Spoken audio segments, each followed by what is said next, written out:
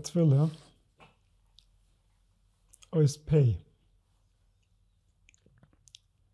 Yechavn betfillah שמאורר אוסיס שנברא בהם שמיים ואורץ וכל הברואים כולם עליונים ותחתונים.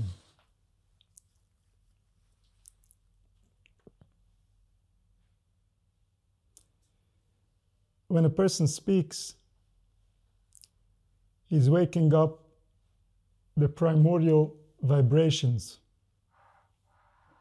The very vibrations that eventually became the entire complexity that we're so used to now.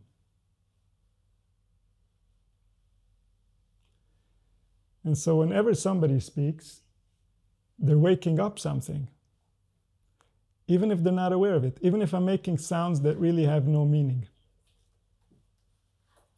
To the universe, it has meaning. Just like when I use my mouth, it has meaning. It means something to the universe to use a mouth. It's not my personal thing that I have. Oh, I was so clever, I came up with a new invention, I called it a mouth. No, a mouth is a thing.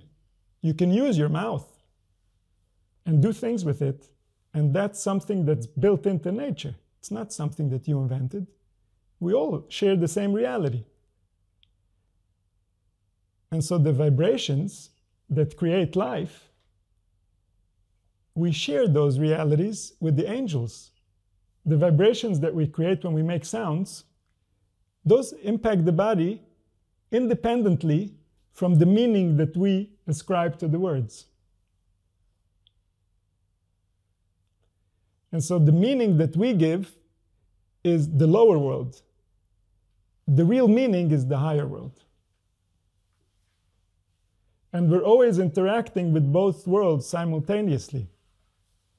This is why the world has been fractured, when the lower world went into languages and to meanings that have nothing to do with the primordial vibrations that create life.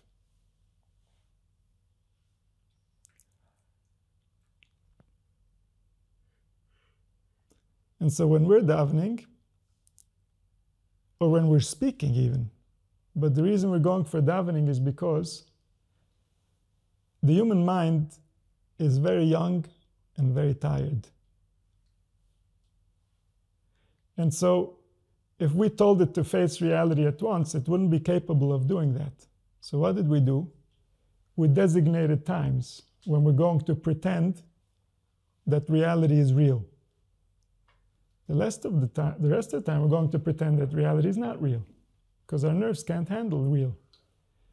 So when we're praying, we're facing ourselves towards reality, which is that when you speak, you impact the universe. When we're davening, we're making ourselves aware that this is the fact. And so we're doing it with intention. That intention makes it real. The right intention, and it's real. The wrong intention, and it's not real. And so it says, Yechavn betfillah, when you're praying, what should your intention be? Your intention should be the truth, which is that when you make sounds, the universe reacts.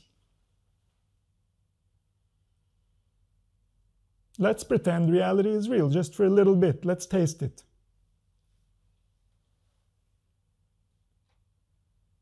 This is the way it was designed.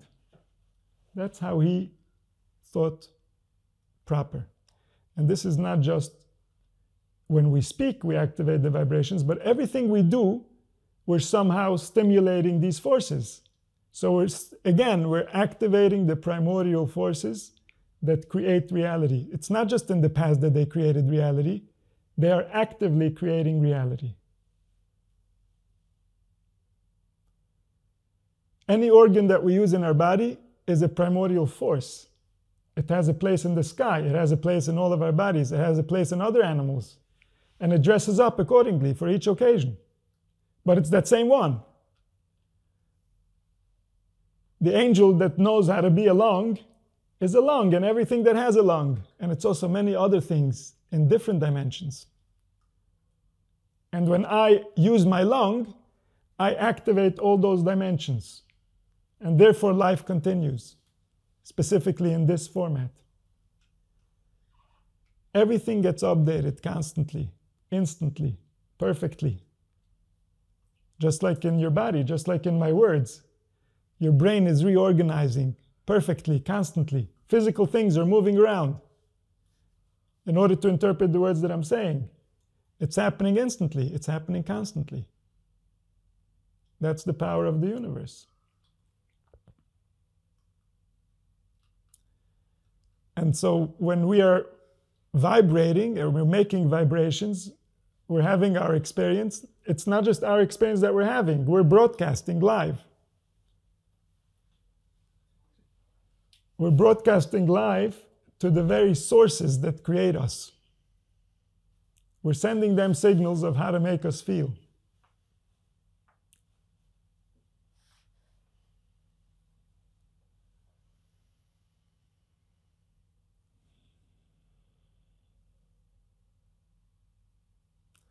And so he says, יכוון בפילוסה שמאורי רסי השני בהם שמיים וארץ, וכל הברואים כולם, עליונים ותחתונים, כל העולמות כולם. It's those same forces. All the worlds are b'tzelem Elohim. All the worlds are in human form. So when you are going around there being human, oh, I'm just doing nothing, I'm just being human. What do you mean you're doing nothing? You're activating the universe. All the worlds are impacted. Because human happens to be the form of all the worlds. And as the human activates, so the worlds activate.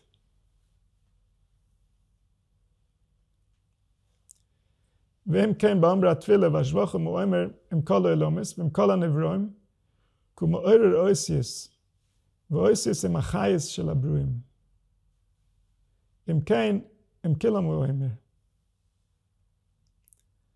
So when he speaks and he praises the force that became all this. He realizes that maybe this force is not such a bad actor. Maybe there is some intention that is kind, that is behind all this that's going on over here. And so then he looks back at the source, but it's not just him that's now connecting to source. It's not just him that's going to get a renewing. Everything that was created gets renewed. Why? Because he's reminding the forces. He's not just reminding himself. He is a remote control for forces. He's reminding himself, he's reminding all the forces. If every cell in his body knows it, then the entire world would know it.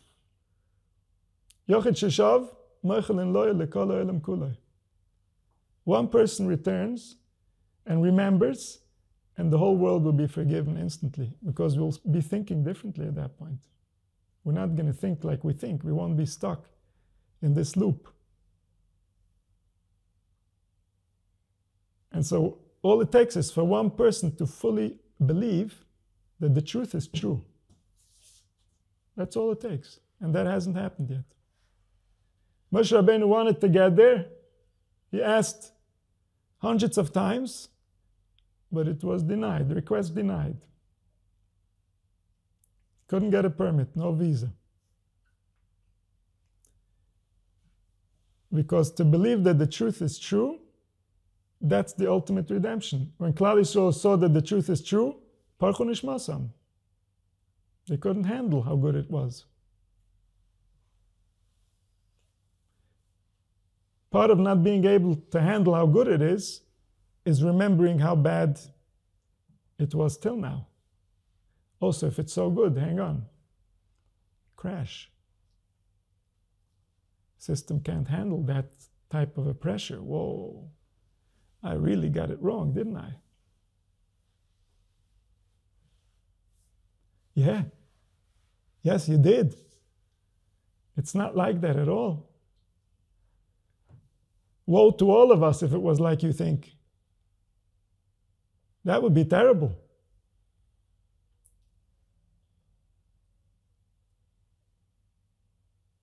So the person cannot handle the truth. The nerves cannot handle the truth. To tell Yakov that Yosef is still alive, we had to do a process, otherwise he couldn't survive it. That's a piece of the puzzle. to realize the full puzzle, we couldn't handle it. It's too good to be true. Entry denied. So we have to get there in increments. We have to train ourselves.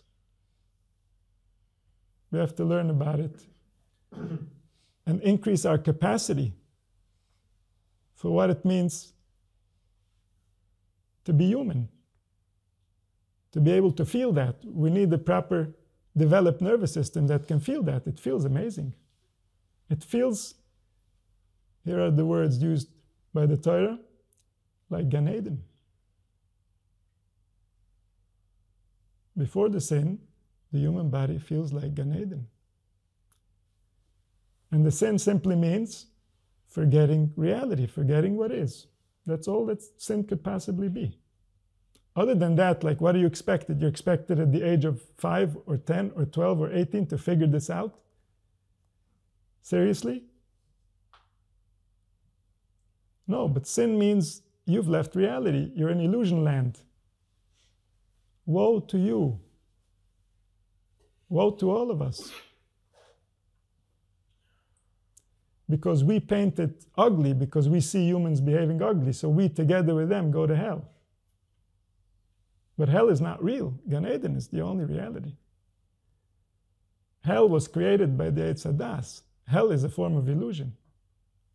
The illusion you enter into when you buy into the wrong premise. When you think life is something and really it's something else, then you find yourself in hell. Hell equals adjustment to reality.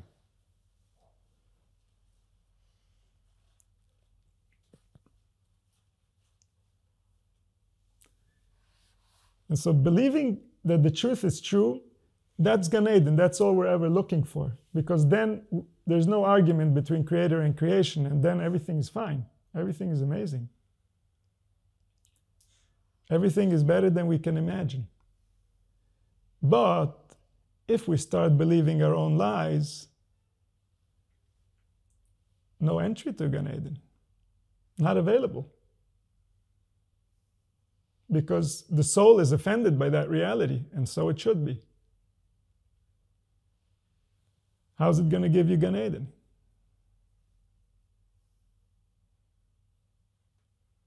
When the soul realizes its true meaning, then it will give you Gan Eden. Then if you present to it the right scenario of why it's here, which somewhat resembles some kind of a truth, then it will give you Gan Eden.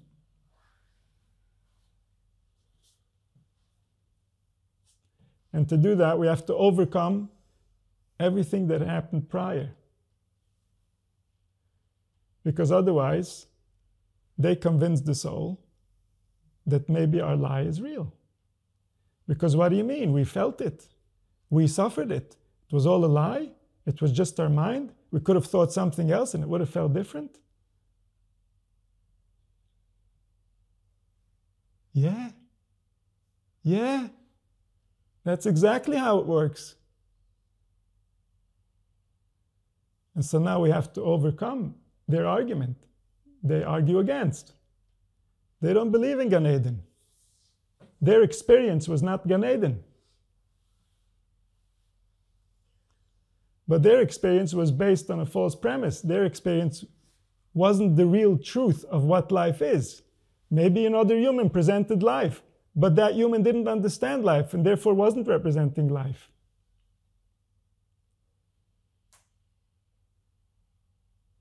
That's a demon. That's a belief that's fighting your will to live. And a demon is a part of your soul. It's not a random entity that's plaguing you. It's a part of your soul. You thought that at some point. That's why it's there. And now you have to convince it that things are otherwise. And you're in charge. It's yours. It's your world. You have to convince them that what's real is real. Because they will tell you a story based on other human behavior. Human behavior doesn't represent reality.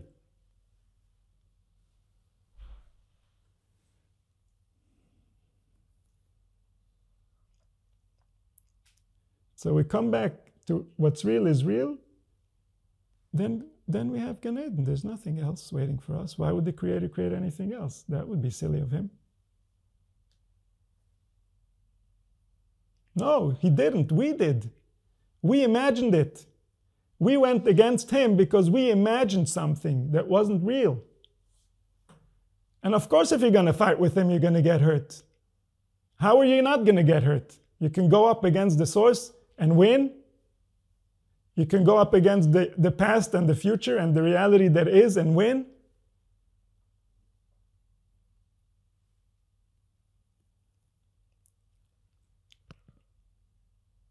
He created Gan Eden.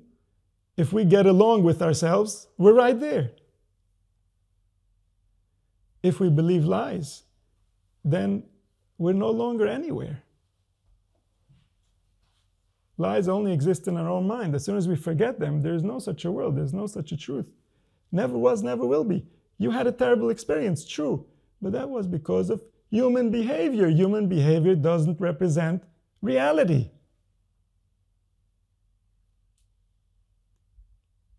You can see, you can check for yourself, talk to them. Ask them, see if they understand who they are and what they're doing and why they're here. Ask them. They don't represent reality and they know it. So you can't, but it felt real, it's true, because you believed it at the time. Your belief made you feel it. Had you for some reason believed differently, it would have felt differently.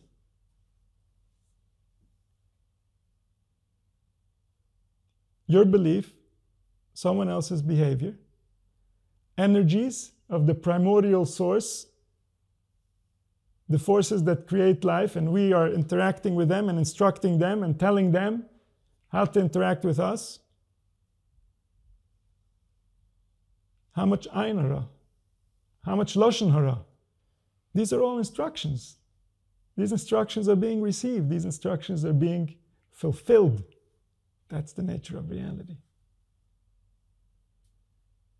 They have their own way. They have their own routes of how they get to their destination. But they get to their destination, otherwise nobody would care. This is the reality. This is why naturally we have the inclination to do it, because when we get angry, we turn against humanity, and then we do things that are bad for humanity. We know it's bad. That's exactly what we're doing. We're doing bad. Something is angry.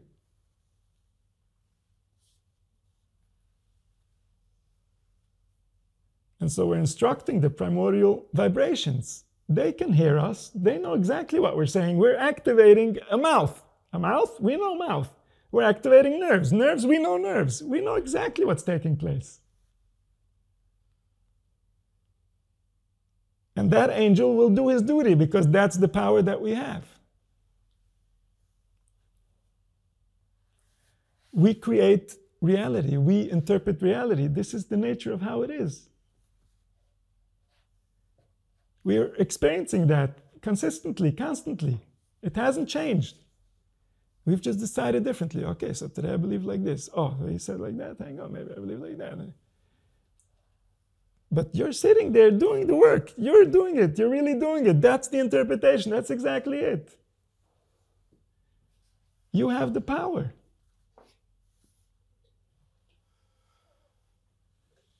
It will go wherever you take it.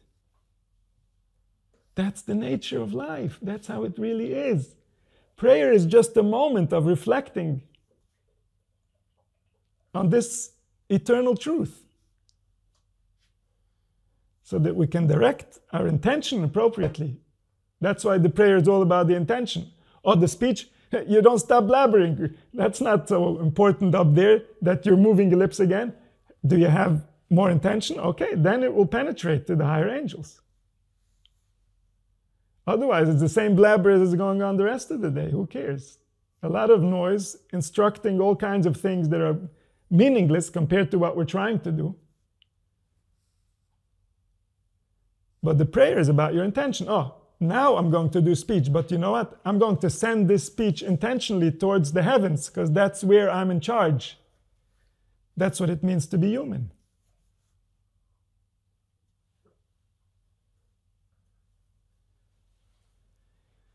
To speak and to simply instruct another human being is at the animal level. That the imagination can do. To be human means to know how to speak, to be a speaker. To be a speaker means how to activate the heavenly forces.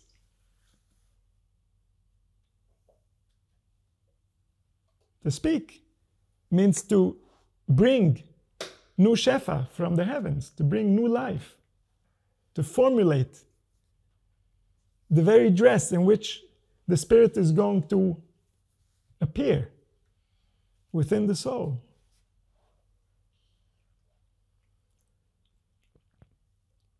We're calling on the Spirit. With every word, we're calling on the Spirit. Who are we calling? Which Spirit are we calling? He will appear. Is he not appearing in you right now as I'm speaking and calling him? Is he not dressed exactly as I'm saying, according to the vibrations that I'm releasing? This is the process. This is life. This is how it happens. It's always happening, right? We're very used to it. But it's a big deal. It's a big deal. You can't respect it enough. It's everything. It's really everything. Afterwards, we see that it was really, really everything. It was so everything, we're going to cling to it for eternity. Unless we really don't want to remember it. Those are the unfortunate ones.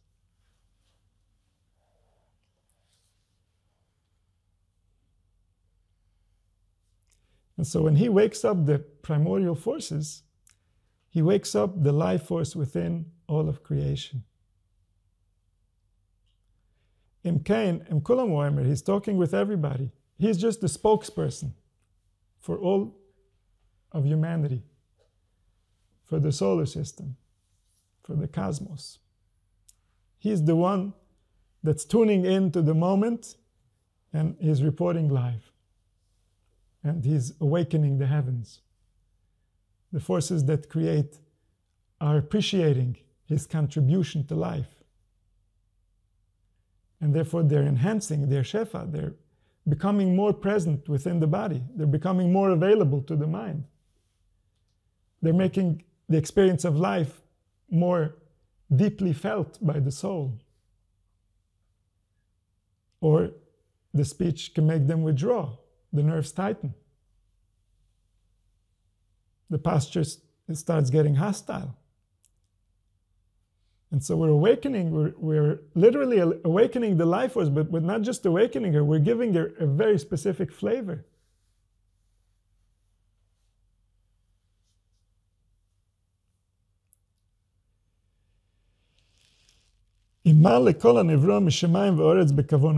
This intention elevates all the worlds.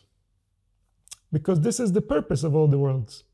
If humanity realizes its purpose, the worlds have realized their purpose. And so this intention brings us closer to the purpose, humanity gets closer to the purpose. Reality is waiting for us. While we're imagining and running away from our own tail, the reality is waiting for us that we should wake up so that we can appreciate and interact with these forces as is appropriate, as was intended. But we're in our own world, we're in our own story. We're in a man-made story. A man-made story doesn't have purpose. It doesn't correlate with the higher world. A man-made story is what the Torah calls a satan, a hindrance to your path of realizing the bigger story, the real story.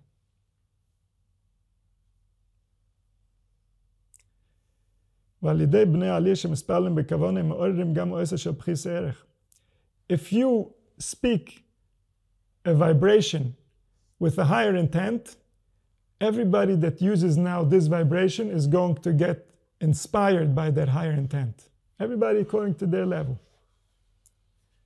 Because the universe is always updating. The microcosm and the macrocosm are in constant communication. There's an entanglement where everything updates. And so whatever intention we have, this affects the vibration now. The history of this vibration has been altered. And that now goes into the collective. That's now available for everybody else. So also the lower people will be more inspired because one person realized something real while he was making that sound. Oh, something within humanity is showing life. All the angels are clapping. Maybe he's going to wake up. Maybe. I think he has a chance.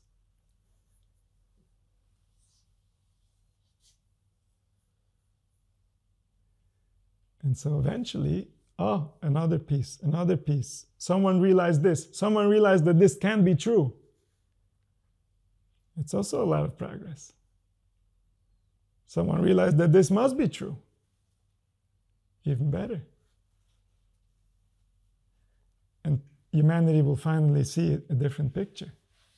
Now I get it. Why didn't you just say so?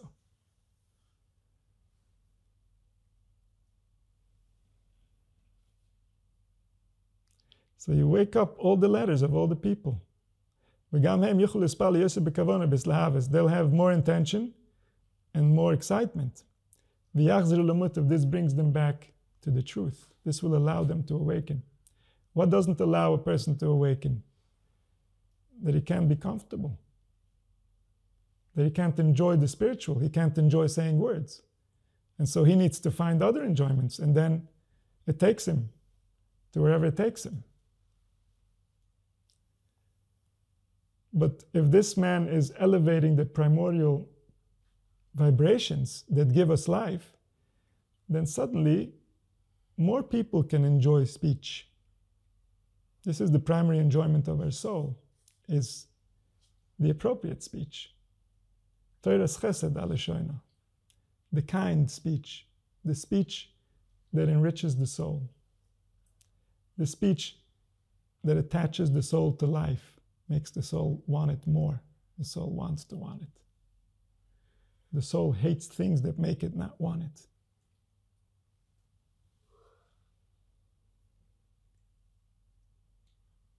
Because she gets exactly as much as she wants. That's the deal she has with her father. She can take as much as she wants, but only as much as she wants.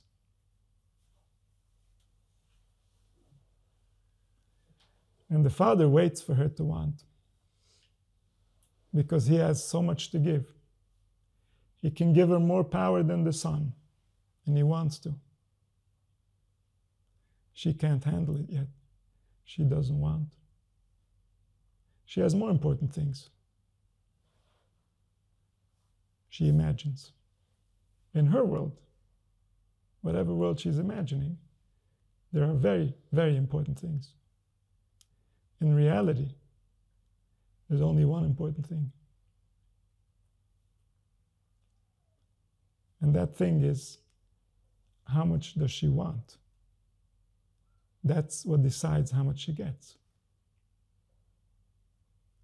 That's why Shlomo HaMelech says, Im yitin ish es kol hoim beise b'ahava, boz yevuzu loy. The person will give everything he owns for love. It would be an embarrassment. Because to love life is the ultimate gift for the soul, because then she will get more. And this is why there are all kinds of techniques that people do in order to love life. All the cultures are designed around trying to manipulate that need that we have to love life. And so people would try to sell us things, saying that that will help us love life. Or people will claim that if we have this type of security or that type of security, then we will love life. And so the main thing is that somewhere in the future we're going to love life. Right now we're going to serve something else. And in the meantime, we're certainly not going to love life.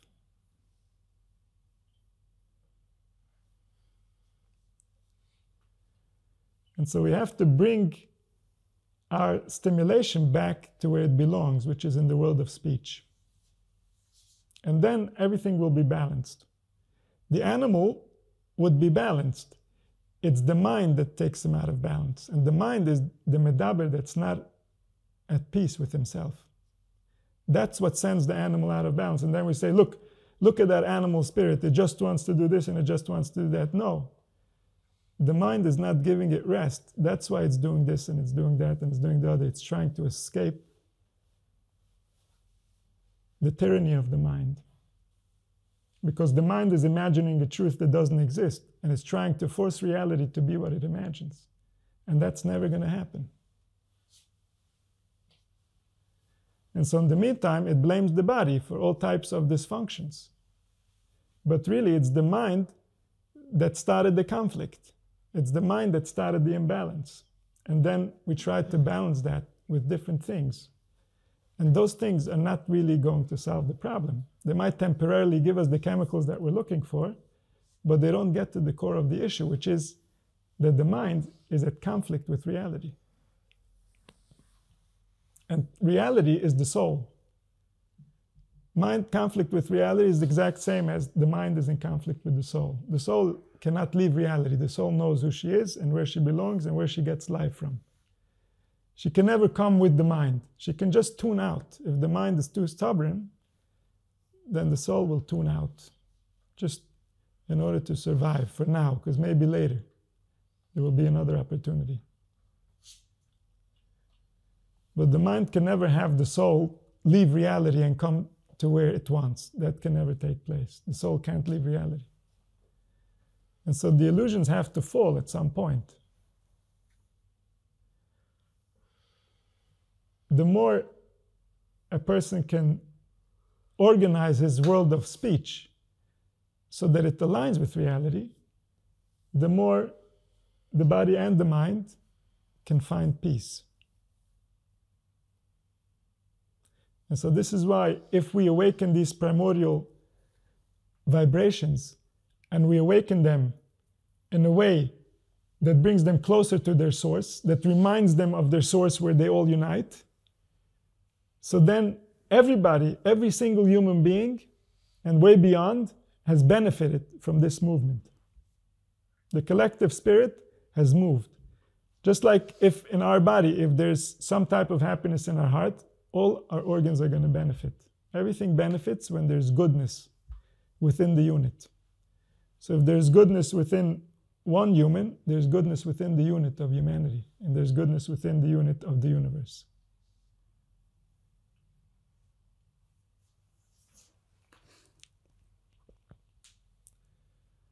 בעל שם טוב גיל לזה גם כן, ואומר לתלמידיו, צורך אתה להספלל, אפילו על אוף הפרח המצפצף. That when a person is praying, even if he hears a bird chirping, he should think, yeah, you, I mean you also. You're also part of my prayer. Everything is part of the prayer. The whole reality is praying along. You're just the spokesperson. If you're talking just for yourself, who are you? Like, what do you think you are? That would be just your mind. There's no such an entity. But if you speak for everything, that's your truth. Then you're back in reality. Welcome home.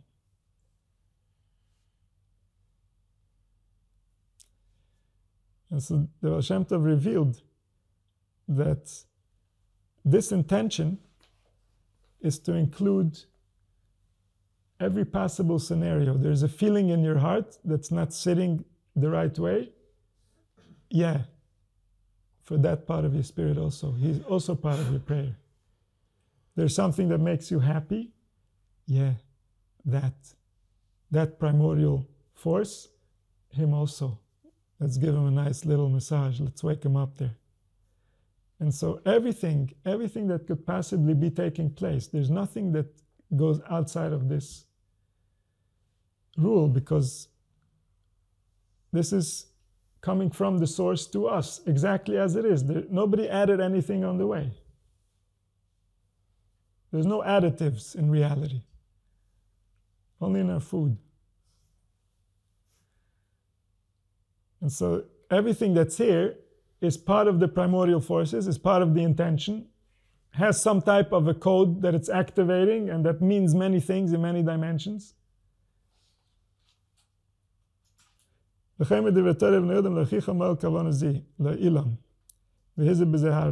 when a person is speaking divrei Torah, if he wants it to be useful to the people, then he's speaking for them. It's not just him speaking for himself. He's speaking as a human being to all human beings, saying, this is what I understand is to be a human being. And then this is how they will understand from his perspective. Otherwise, he's talking at them. And so they're not receiving the same angle as him. But if he's talking from his soul, then they're seeing what he's seeing. They're looking at the same thing he's looking at.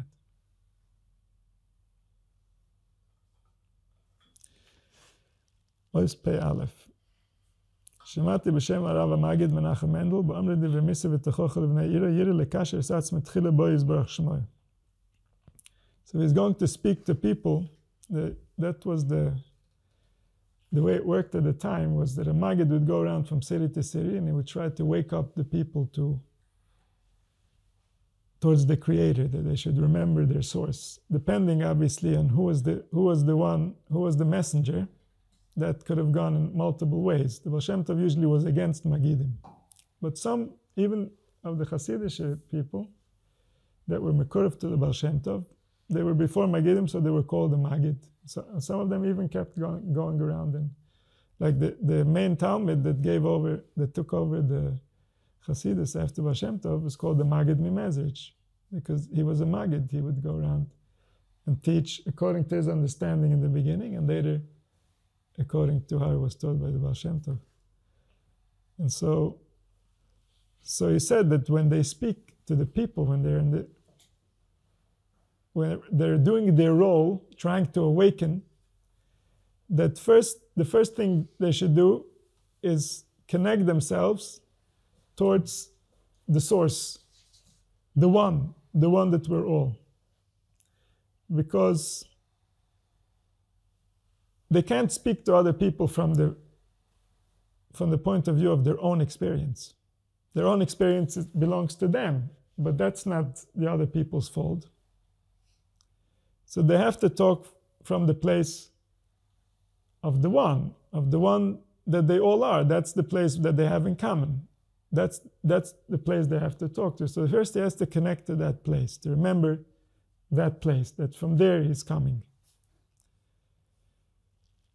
ואחר כך יראה לדבק לקש עצמי מו מצד האחדס וסקלס כשורש אחד להם לראש הדורם בני עירו. Then he should see to include his soul with all the souls of the listeners, so that he creates also a personal bond with them. Not only is there a general bond that we're all the same one, but now there's going to be a connection, there's going to be an interaction. One soul is going to impact another soul. And so he should feel that he's attaching to all these particles of the root, of the Creator, of the source, because they're all coming from the same place. As Hashem Elohov imoy v'yal imom ledaber koyesem b'yizbarach shemoy. So then they will feel what he is talking to them, not what he is saying, but from where he is speaking. Because he will come from that perspective, they will get a glimpse of the world that he's talking from.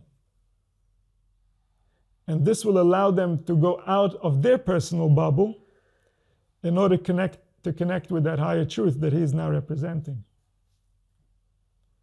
And so the goal is not that you come into their bubble and you instruct them in their bubble. The goal is that you give them a point of view that's outside of their bubble so they can come out of their bubble.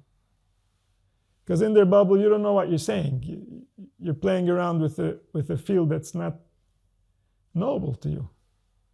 But outside of the bubble, in reality, that's where we all share the same experience. And so when you speak to them, first you connect to reality. Reality is that we're all one, we're all the same thing, trying to form something. And then you connect to all of them, you attach to all of them, because now you're going to be the soul that awakens the other souls. And so then, when you start awakening the souls, then you're connecting, you're attaching yourself to a point of view that takes them out of their bubble. So they can see for themselves what you know, which is that your story is not the story. There is a truth where we're all one, and that's the real story. And so that will awaken their hearts. That will allow them a way out from the way that they're perceiving reality. That will connect them to the truth. This is what it says in the Zohar. Righteous is the one that holds the hands of the guilty. That he shows them the way how they can get out from their wickedness. Because it's very difficult to get out from wickedness. Wickedness means that our biology has been trained to work against us. And that's not easy to stop. You can't just tell your body to stop doing that. And therefore there needs to be a path. There needs to be a path back to the unity. And so it says, righteous is the one that holds their hand through that path so that they can come back to the truth, so that they can wake up from their illusions, so that they can stop being hurt by whatever they're chasing, and they can come back to enjoying their real experience, which is that they're medaber. They have to work out their world of the medaber before their body is going to be properly balanced. If the medaber is not balanced, it's going to seem like the body is asking for stuff, and the body is doing stuff, and the body wants stuff. But no, it's the medaber that's at conflict with himself that's eating up all the energy, that's eating up all the attention. And therefore the body is not balanced, and therefore the body is asking for different things. The body is angels, the body doesn't sin. It's the medaber that can sin. The medaber can make mistakes with his interpretations, and then the whole body goes into exile.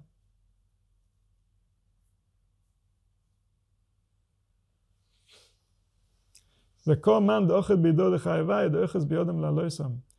V'im kein oise p'ula miyad ba'amirosa techocho musa la'am b'nei Yisrael v'divrei pi chochem Chaim. So as soon as he says the words, it doesn't even matter if they heard, it doesn't even matter if they understood. The act has already been done.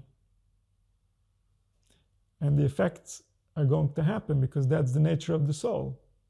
We're directing the primordial forces. The primordial forces always listen. They're angels. They never miss. Just like our senses work, just like our organs work. The same way the vibrations work, the same way the subtle and the more subtle and the subtle of the subtle. It all works, and it works exact, and it works on time, and it works every time. It can blow our mind. Okay, so what? It's the truth. The truth would blow our mind, makes sense. The truth is much more precise than that. We're not even touching the precision of the truth yet. The emotions, the thoughts, the chemicals in the blood, everything is instruction. This is Tzelem Elohim. This is not some random figure that you're just playing around with, do whatever you want and it's all okay.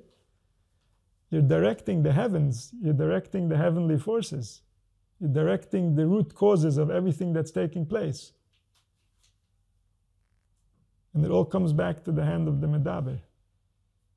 He's the one that's in charge. That's the nefesh that we're trying to awaken to reality. Because he's asleep, he thinks the body is real, and he's not real. He doesn't realize, no, the body is a robot, you're real. The body can do no wrong. You can do wrong. You can make mistakes. You can misunderstand. You can put the blame in the wrong place and mess up the body.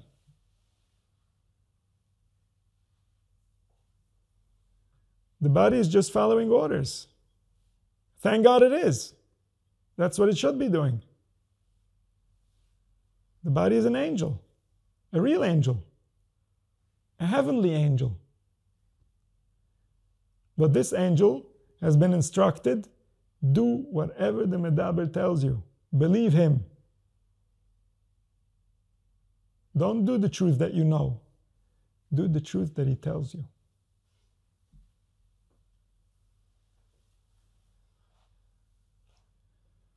And the result is that when we misunderstand life, when we leave the yichud, we're exposed to all kinds of hell. We're exposed to all kinds of punishment.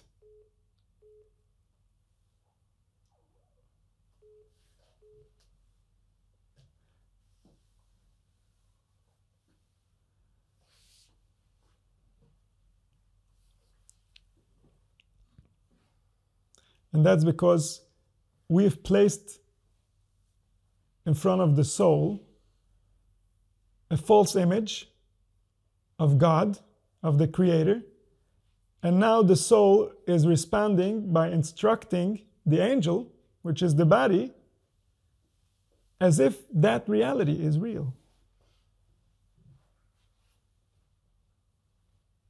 And then that's the reality we're experiencing. That's the experience that we've created. That's what's being imprinted spiritually and physically. The physical has no direction of its own. The physical is a clay. The physical is angels. The physical reacts exactly as it was instructed from above every single time. The medaber, ooh, he's dangerous. The instructions he can give can kill millions. It's not theoretical. The medaber is dangerous because he believes lies. And once he believes lies, he's a liar. He walks around and lies and lies and lies, more lies and more lies, all day long. Lies to himself, lies to everyone around him, pretends he knows, pretends he understands, pretends it's his job to take care of this and take care of that and put this one in place and make sure, and lies and lies and lies. Never was, never will be. He's just making God look bad. And then someone else believes the lie. Ooh, maybe God is bad. Look at this guy. He's just walking around doing bad stuff and nobody's stopping him. Maybe God is bad. No, God is not bad. We're bad. We should be stopping him. God is doing just fine. He's letting us be. That's his job. He's letting us be. Do with it, my son. Do with it. You want to hurt yourself? Hurt yourself. You like it? No. Then stop hurting yourself.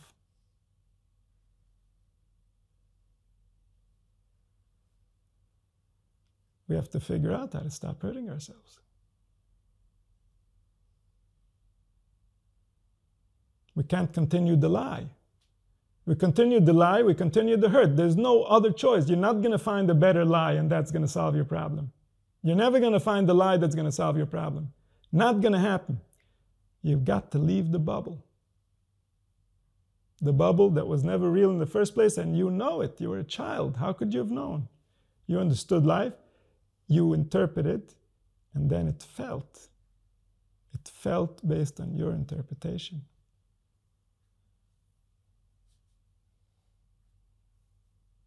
The interpretation was a lie. It was based on other people's interpretations. They were all lying. They don't know. They misrepresented God.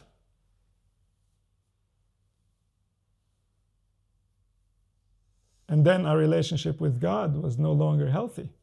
But it wasn't God. It wasn't reality. It wasn't the one who gives us life. It was a medaber. It wasn't his body that was causing it. It was a medaber. A medaber that was offended, and now he's against life.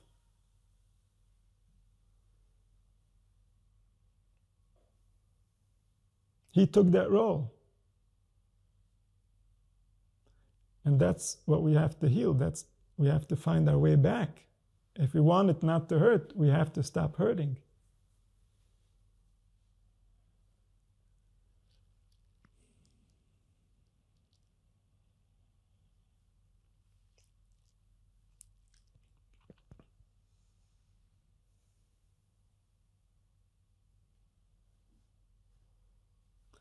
לכן שמעתי זה הדרך ממורי בעניין התפילה לעלויסם גם כן. The same thing goes for the prayer. That with this intention, he could elevate the prayer. When he remembers the source and he connects with all the souls, he remembers that we're all one soul. That's why we say, L'Shem Yichud, we say, B'Shem Kol Yisrael. Shem Yichud Kitchen B'Yichud Shchinte, we remember the source, that we want to bring the source, we want to bring the awareness of the Creator into creation. That's what it means, L'Shem Yichud Kitchen B'Yichud Shchinte. L'Yachad Shem Yidhai B'Vavei, the beginning of the name, which is the wisdom that creates, and the end of the name, which is the manifested reality that we're experiencing. We want to unite those two. We want to bring the awareness that created us within humanity so that we can be aware of that. We can share in awareness. That was the intention. That's the way reality was designed. That's called prophecy.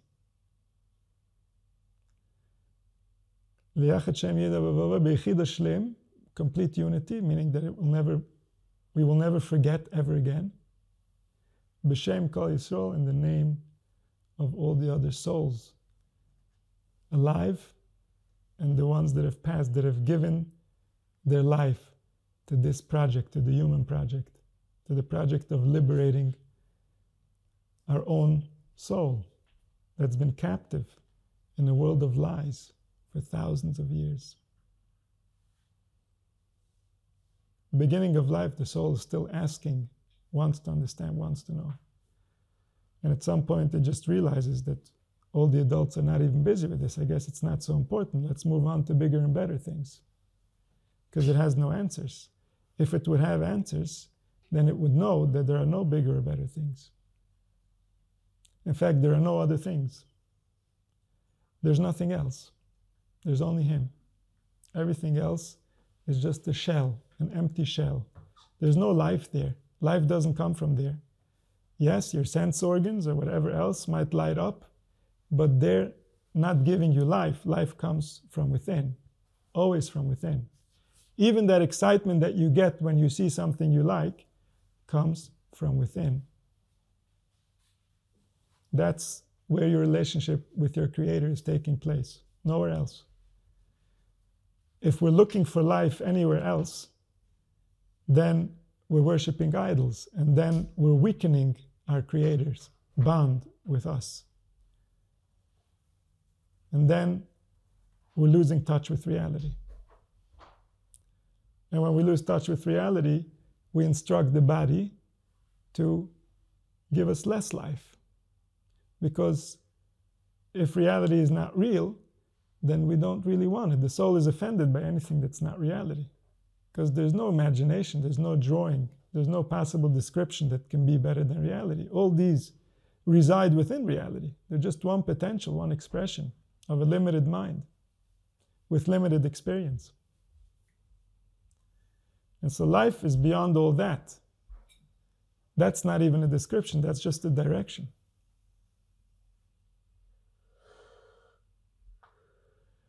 And that's the reality, and that's what the soul needs in order to exist fully, in order to want it.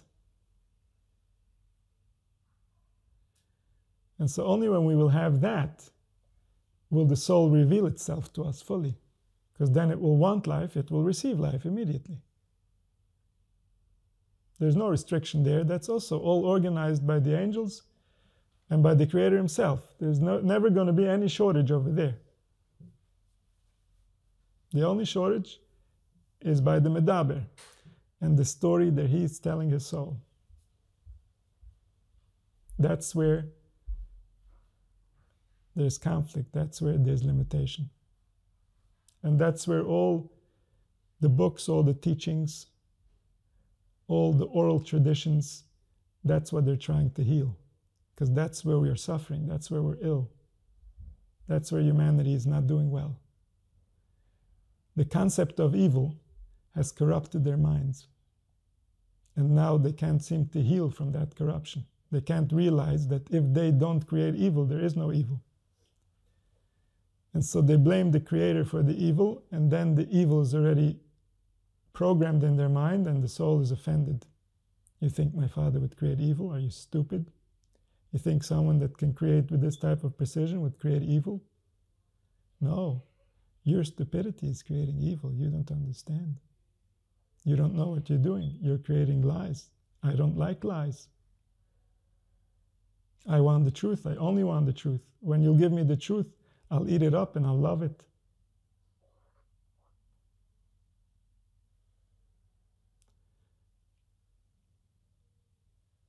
The soul can never be disconnected from the truth. This is just the nature.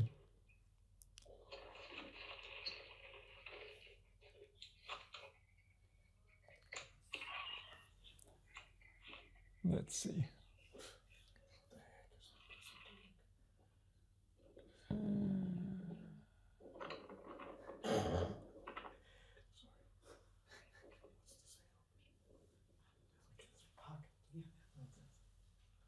Not sure. Maybe it's over. Okay. OSP base. שמעתי בשם אור רבינו התפילה וכוונוסו וייחודים שצורך לקשר את עצמי בהם.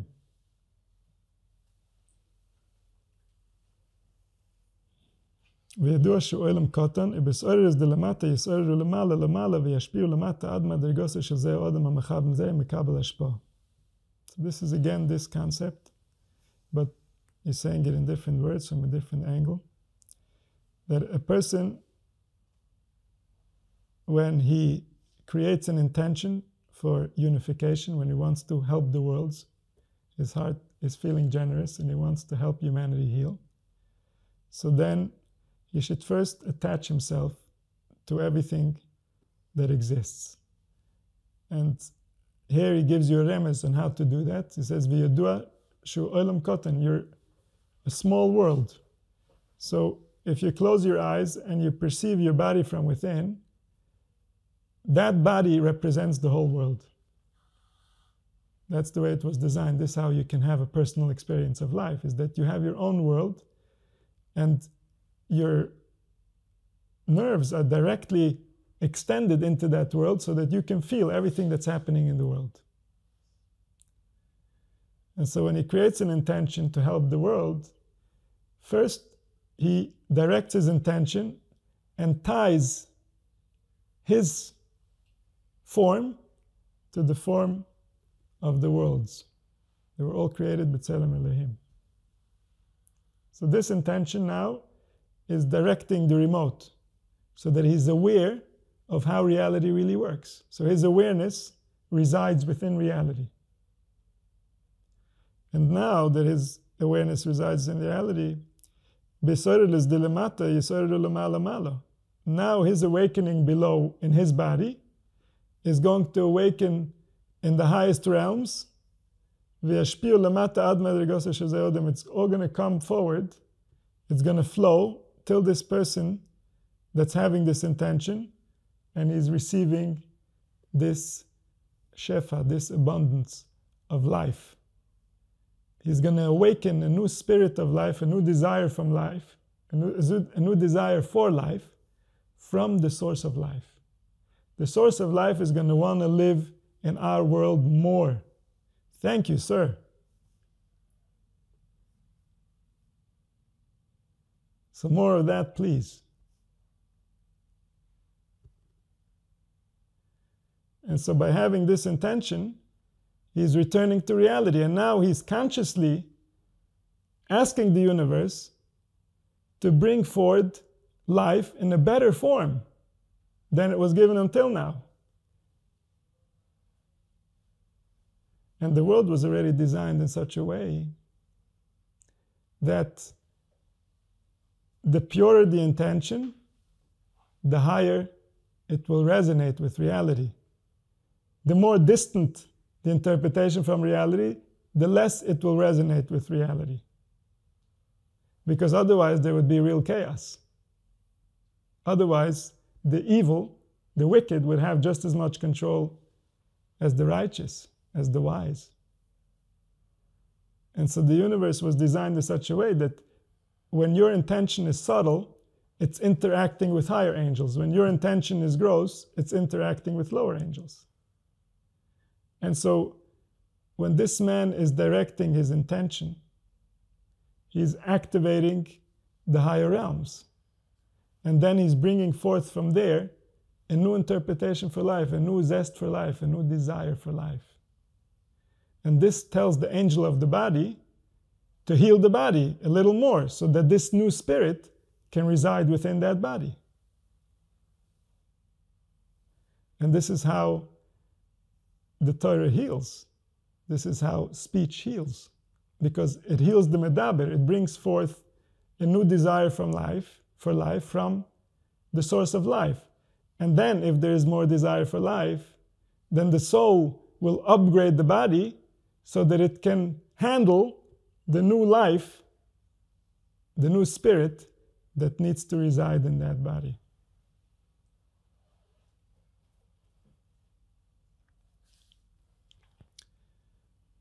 And so then, once this person receives this shefa, once this soul, this individual soul that's in this individual body has received an upgrade, immediately and instantly, all the other worlds have received an upgrade because the Tzelem Elohim has received an upgrade. And so now all the angels are praising this man that's bringing new shefa. This is how the righteous get to become such great people until they could sometimes do miracles. They can literally tell the forces what they want and the forces will comply. It's because these people have brought so much joy to these forces that the forces feel indebted to them.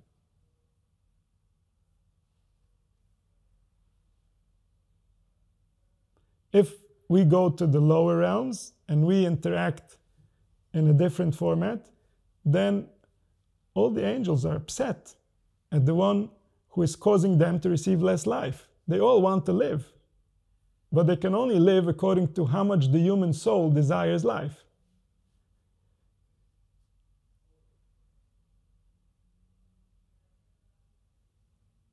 And then that instructs the body.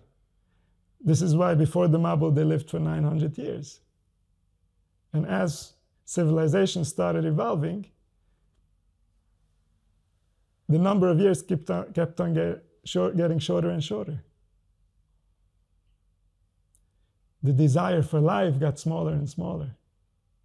The soul didn't want, so she didn't get.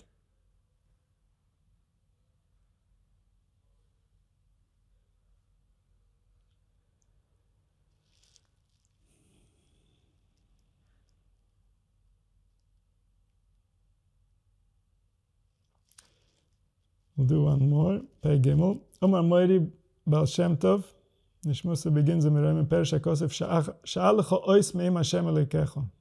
Rotze lo omer, shetischanen v'tishel ma'kadosh Baruch Hu, sheyiten lecho ois, dahaine ha'oisius shemedaber b'toire b'tfila min oisen hadvekim Hashem Elokecho, shetiske lecha b'resem v'shoshem. So sha'al lecho ois me'im Hashem Elokecho. Ask the Creator to give you the letters, because the letters are the primordial forces. And so to give you access to the letters, to let you say, to let you speak, to let you feel the vibration, the primordial vibration that you're activating, so that you can experience them while you're activating them. That's your nature.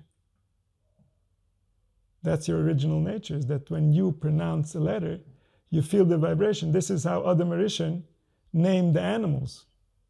It's by feeling the letters and aligning his wisdom with the greater wisdom that created life. That's the basis of Lashon HaKodesh. Lashon HaKodesh means a language that is tied to the primordial forces that create life every moment. A language that is of service to the Elohim. Elohim are the primordial forces. The 22 letters and the 10 nekudas. And so the medaber is in conflict with Elohim, and the Torah is Elohim trying to convince the Medaber to stop his conflict. And it's not a direct plea. It has many twists and turns into how it operates, and it dresses up according to each lie, according to each interpretation, according to each world. It means something different in each bubble.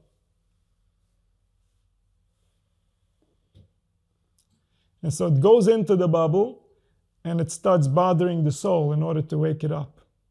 Hey, can you really believe what you're believing? Dude, seriously. This is what the pasuk says, that the Chachma is calling out, the Torah is calling out, it says, Mi pesi yaser hena, chasar lev amreloi. Who is a fool should come here? He lacks a heart, she says to him.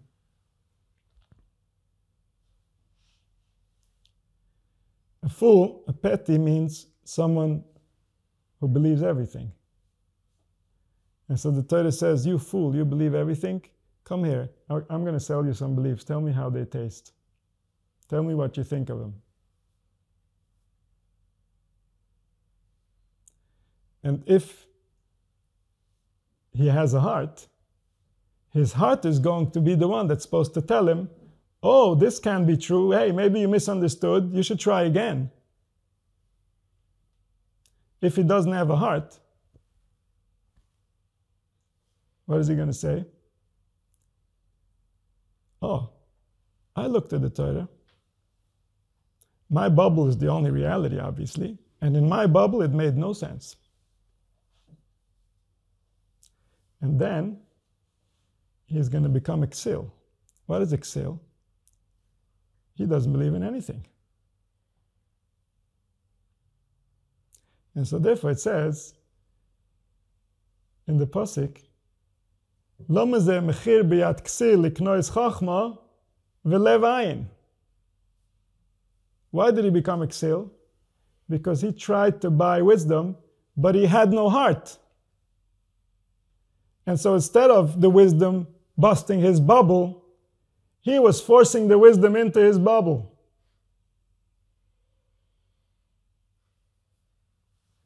And so she says, Lama ze mechir biyat ksil liknois chachma velev ayin. You're working, you're trying to become wise. You're not ready to leave your bubble. Your heart is not telling you, hey, dude, something is wrong. It cannot be. The Creator is not like that. Wake up. You misunderstood something somewhere. Something is wrong with this picture. If there's no heart, then the learning is not going to do it. He's going to think he learned already. Now he for sure knows that there's nothing, that there's no explanation, that it's just whatever it is, it's all random. Because in his bubble, it just didn't make any sense. It didn't add up. He couldn't put it together. And so it says, ask for the truth, for reality, for the primordial forces, that you should wake them up, that you should be able to feel them. Then you will have no more questions. Life will start making a bit of sense to you. You would start thinking, if I could create life, maybe I would do it. Maybe it's not such a bad idea after all, once you get the hang of it. Maybe if the people can get out of its way, maybe it could really work. If the Medaber could learn to get along with it, it might not be so terrible.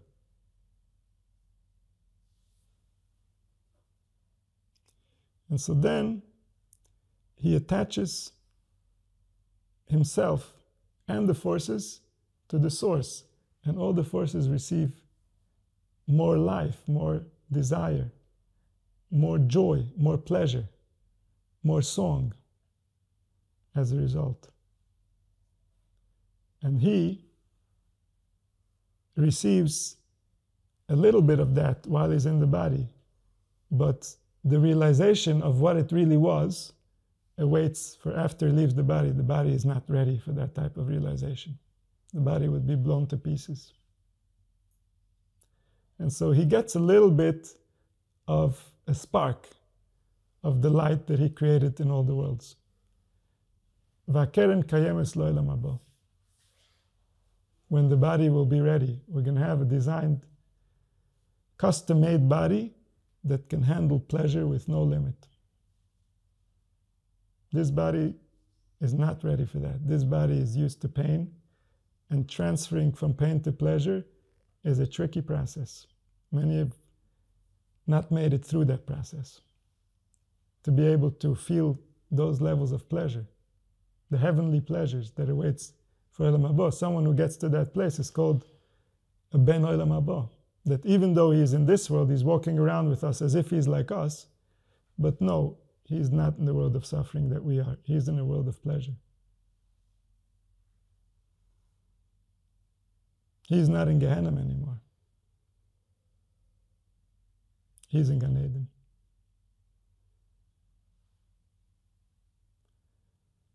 And so when we awaken the truth, when we awaken reality, we take a step closer to that place, and the whole universe takes a step closer with us.